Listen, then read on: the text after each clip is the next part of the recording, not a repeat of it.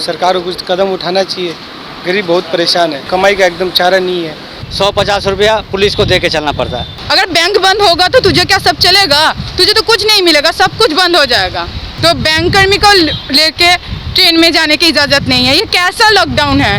Bank खुला हुआ है लेकिन बैंक कर्मी का ट्रेन में उठने का इजाज़त नहीं है।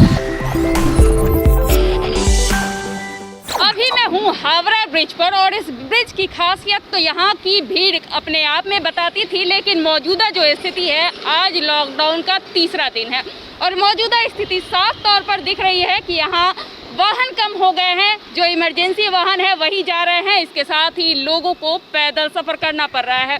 यहाँ जो दो किनारे हैं जहाँ से लोग कलकत्ता से हावड़ा की ओर पैदल जा रहे हैं, उनकी क्या स्थिति है और क्या उनकी व्यथा है, आइए आपको सुनाते हैं उन्हीं की जुबानी। मेरा नाम कयूम, अब्दुल कयूम। पैदल आप सफ़र कर रहे हैं? हम दुकान जाके आए हैं। दिक्कत तो बहुत हो रही है, सुबह से बैठे हैं वहाँ पे। दुकानें जो खुल रही हैं उसमें ग्राहक कम आ रहा है। ग्राहक है ही नहीं एकदम। सुबह से हम गए, बोनी तक नहीं हुआ। बहुत दिक्कत है, लॉकडाउन की वजह से आदमी बहुत परेशान है। सरकार को कुछ कदम उठाना चाहिए। गरीब बहुत परेशान है, बहुत परेशानी है। लोग कमाई का एकदम चारा नहीं है। सरकार की तरफ से कुछ प्रयास होना चाहिए। मिडिल क्लास का डायलॉग में जो है, सब आदमी लोग के लिए कुछ प्रयास होना चाहिए। वो लोग बहुत परेशान है, कुछ योजना नहीं है। खाली लॉकडाउन कर दिया, खाली लॉकडाउन बीमारी का विकल्प नहीं है। आदमी को कुछ प्रयास करना चाहिए या कुछ मतलब सरकार की तरफ से कुछ सहायता होनी चाहिए। खाली छोटा आदमी जो फुटपाथ पे जो छोटा डाला है, वो लोग के लिए कुछ ये होना चाहिए। खाली लॉकडाउन विकल्प नहीं। आदमी खाली कोरोना जाएगा, भूख से आदमी क्या होगा? भूख तो सुबह शाम लगता है ना, सुबह भी लगता है, शाम को लगता है। अब आप खाली बोल दे घर में बैठो, और घर में दुकान थोड़ा सा अगर ग्राहक दे दें तो पुलिस परेशान करता है, तो वो भी होना चाहिए कुछ। हाँ, ज़रूरी है भाई, लॉकडाउन भी ज़रूरी है कि बीमारी है, लेकिन सरकार की तरफ से भी कुछ प्रयास होना चाहिए ना। तो पैदल सफ़र कर रहे हैं, कितनी दिक्कतें पेश आ रही हैं? दिक्कत तो बहुत हो रही है। अब क्या करें, सरकार जो नियम लागू की है उसको तो पालन करना ही पड़ेगा, क्योंकि हम लोग के सुविधा के लिए, हम लोग के अच्छे के लिए ये नियम लागू किया जा रहा है, जिससे कोरोना कम हो। राजेश। आप पैदल सफ़र कर रहे हैं और अभी लॉकडाउन भी है, तीसरा दिन है लॉकडाउन का, तो कितनी दिक्कतें आ रही है आम लोगों की? दिक्कत तो बहुत है, लेकिन क्या ज़िंदगी ऐसे ही चलेगी? रुकने का तो नाम है नहीं, और जब ज़रूरी काम हो तो निकलना ही पड़ता है। तो ज़रूरी काम से निकले थे, ऑप्शन नहीं है, कोई गाड़ी नहीं है, तो पैदल ही सबसे अच्छा रास्ता है। सवारी की आदत थी, अचानक सवारियों को बंद कर दिया गया। हाँ, बंद तो कर दिया गया, एक तरह से अच्छा भी है, लेकिन कुछ ना कुछ सामान्य चलाना चाहिए था।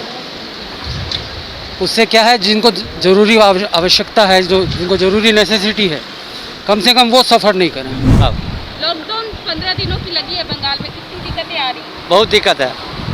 बोलते हैं खाने पीने का छूट है, खाने पीने का भी गाड़ी लेके चलते हैं तो हर जगह पे 150 रुपया पुलिस को दे के चलना पड़ता है। उसमें भी एक घंटा गाड़ी को रोक देते हैं। दूध लोड किए तो बोलता है कि चालान दिखाओ, परमिट दिखाओ, थाना से पास दिखाओ। अब बताइए, दूध खाने का सामान है, दूध इसमें थाना का पास कैसे हम दिखाएंगे? नहीं दिखाने के बाद बोलते हैं 100 रुपया दो, 200 रुपया दो, 50 रुपया दो, पैसा लेते हैं तब गाड़ी को जाने देते हैं। आप लोग कहीं कंप्लेन नहीं किए? कंप्लेन दीदी कहाँ? अभी आपको देखे थे कंप्लेन है, और हम कहाँ पे किसको कंप्लेन है? थाना हम लोग को सार्जन है, उन लोग को कंप्लेन करते हैं तो लोग बोलता है आमी की बोलबो। जो पहले हम लोग गाड़ी का मंथली देते थे, उन लोग को सार्जन को बात करते हैं तो बोलता आमी क्यों बोलबो। आज ढोलाहाट भेजे गाड़ी, आमतल्ला में पकड़े, हर जगह मतलब उस्ती में पकड़े, हर जगह 100 रुपया, 50 रुपया, 200 रुपया दे के उसके बाद गाड़ी को लेके जाना पड़ता है। जबकि दीदी खाने पीने का सामान छूट दिया है, और कंपनी मतलब मिल के लिख के दिया, वो बोर्ड लगा के दिया, गाड़ी में बोर्ड लगा दिए हैं, उसके बावजूद भी 100-200 रुपया आपको पुलिस को देना पड़ता है, तब गाड़ी को ले जाते हैं। आपका नाम? मोहम्मद मोकिम। पैदल सफ़र करना पड़ रहा है, बस नहीं है, कितनी दिक्कतें हो रही हैं? दिक्कत तो हो रहा है, लेकिन घूमने के लिए हम लोग घूमने के लिए आए हैं यहाँ पे कोलकाता, तो हम लोग के जाना है किशनगंज बिहार। तो बस नहीं मिल रही है तो नहीं। आप लोग एकदम पैदल ही चल रहे हैं? हाँ, पैदल ही चल रहे हैं। आपके साथ और भी लोग हैं? हाँ, 7 आदमी है हम लोग। आप लोग भी पैदल आए हैं? हाँ, पैदल ही आए। कितनी दिक्कतें पेश हो रही है रास्ते में? सवारी नहीं मिल रही है? शहरी नहीं मिलने से बहुत दिक्कत हो रही है, और खाने पीने की चीज़ें भी नहीं मिल रही है? नहीं। तो खाना क्या आप लोग लेकर आए हो या फिर लेके आए थे, खाए, खत्म हो गई? खत्म हो गया। और एक चीज खाना पीना का दिक्कत हो रहा है। क्या बोले? खाना वाना का दिक्कत हो रहा है, होटल खुला हुआ नहीं है और भूख लगा है, खाना नहीं खाया हम लोग अभी तक। पैदल सफर करना पड़ रहा है, यहाँ लॉकडाउन है, कितनी दिक्कतें और क्या? बहुत ज़्यादा दिक्कत है क्योंकि मैं दमदम से आ रही हूँ, तो मैं बैंक कर्मी हूँ, मुझे जाना है बैंक में। ट्रेन में अलाउड नहीं है। क्यों भाई? अगर बैंक बंद होगा तो तुझे क्या सब चलेगा? तुझे तो कुछ नहीं मिलेगा, सब कुछ बंद हो जाएगा। बैंक बंद हो जाएगा तो सब कुछ बंद हो जाएगा, तो कैसे चलता है? तो बैंक कर्मी को लेके ट्रेन में जाने की इजाज़त नहीं है। ये कैसा लॉकडाउन है? बैंक खुला हुआ है लेकिन बैंक कर्मी का ट्रेन में उठने का इजाज़त नहीं है। कैसा लॉकडाउन है? कल जो हुआ वो क्या लॉकडाउन के जो रूल्स है उसमें पड़ता है? इतना बड़ा जगह पर बैठे हैं हमारे नेत्री मुख्यमंत्री, तो उनका थोड़ा लॉजिक तो होना चाहिए कि अगर मैं जाऊंगी निजाम पैलेस तो फिर तो सारा लोग ही जाएंगे।